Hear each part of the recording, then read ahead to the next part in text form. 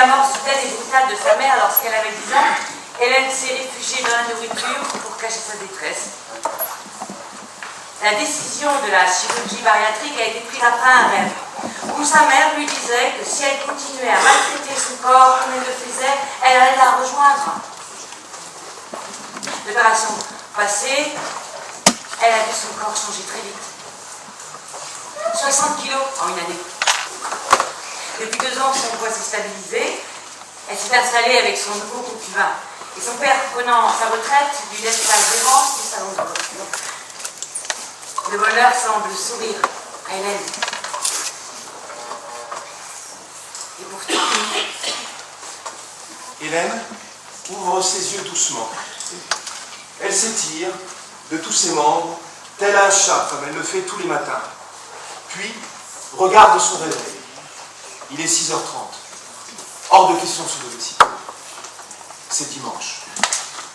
Elle se serre contre l'homme qu'elle aime pour se rendormir.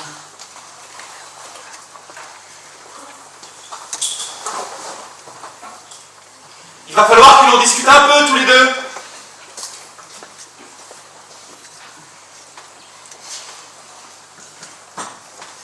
Non, non, tu ne rêves pas, tu m'entends bien.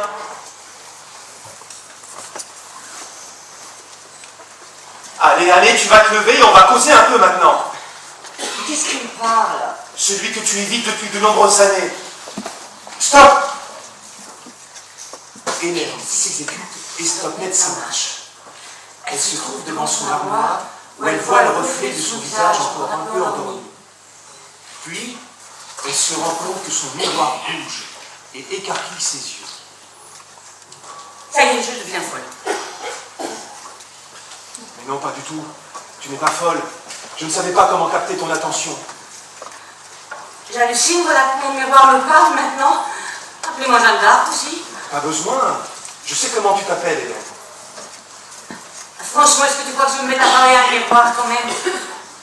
Ce n'est pas à moi que tu vas parler, mais à toi-même.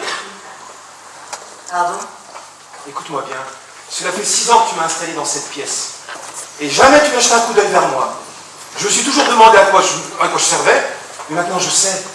Je suis là pour t'aider. Et qui dit que j'ai besoin d'aide? Dis même si tu es là, tu franchement qu'un miroir pourrait le faire. Ah, certes, pour toi, je ne suis qu'un miroir. Mais sais-tu que je suis le reflet de ton âme? Et même si tu ne me regardes pas, je la reflète quand même. Qu'est-ce que tu dis? Regarde-toi. Et dis-moi ce que tu veux.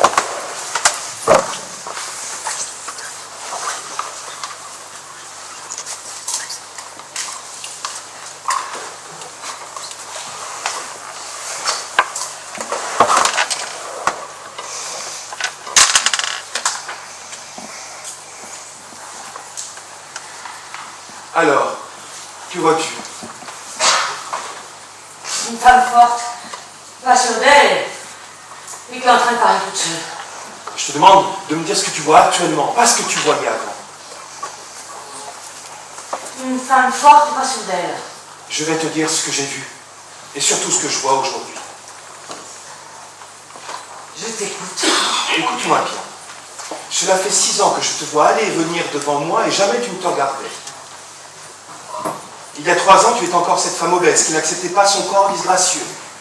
Et puis j'ai eu l'espoir quand tu as pris cette décision de subir cette opération. J'ai même souri en te voyant enfin regarder ces formes qui enveloppaient ton corps. Et puis pendant 1 an, je t'ai vu fondre à vue d'œil. Quelle joie d'enfin apercevoir un sourire. Mais malgré le changement d'apparence physique, tu paraissais encore malheureuse. Et puis, tu t'es mis encore à me fuir. Je faisais à nouveau partie des meubles. Mais pourquoi refuses-tu de regarder dans mon reflet? Je refuse de me regarder dans le miroir parce que même si j'ai perdu ces 60 kilos en trop, je vois encore cette femme obèse que j'ai été pendant 30 ans. Autour de moi, on me dit que je suis belle. Les hommes me regardent autrement. Je supporte mieux les contraintes de mon travail et au début ça me faisait plaisir. Je me sentais enfin femme, légère, sans mots. Mais au fil du temps, je ne supportais plus ces agissements, ces remarques. Car pourquoi la femme qui rentre dans les normes corporelles de la société a plus d'intérêt que la femme obèse? Et puis je ne me reconnais pas. Je me suis tellement habituée à vivre avec mes formes, même si je les aimais pas, que j'ai encore cette impression de les porter. Penses-tu être vraiment différente de la femme que tu étais avant? Oui, je suis différente. Et sur quels critères te bases-tu pour affirmer cela? Celui-là? Mais ce n'est que physique ton critère. Je te demande vraiment si tu penses être différente. Je ne comprends pas ce que tu attends comme réponse. Le fait d'avoir perdu tout ce poids, cela t'a permis de trouver l'homme qui ronfle dans ton lit, de tenir bientôt un salon de coiffure, de ne plus sentir de douleur physique, et enfin de ne plus porter des vêtements si ternes et si sombres. Et pourtant tu parais encore triste.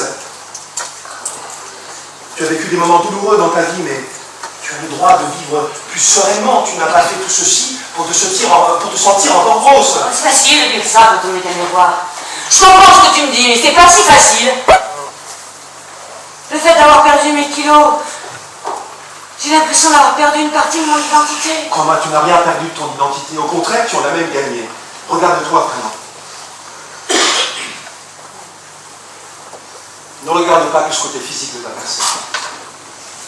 Regarde ce que cette opération t'a apporté.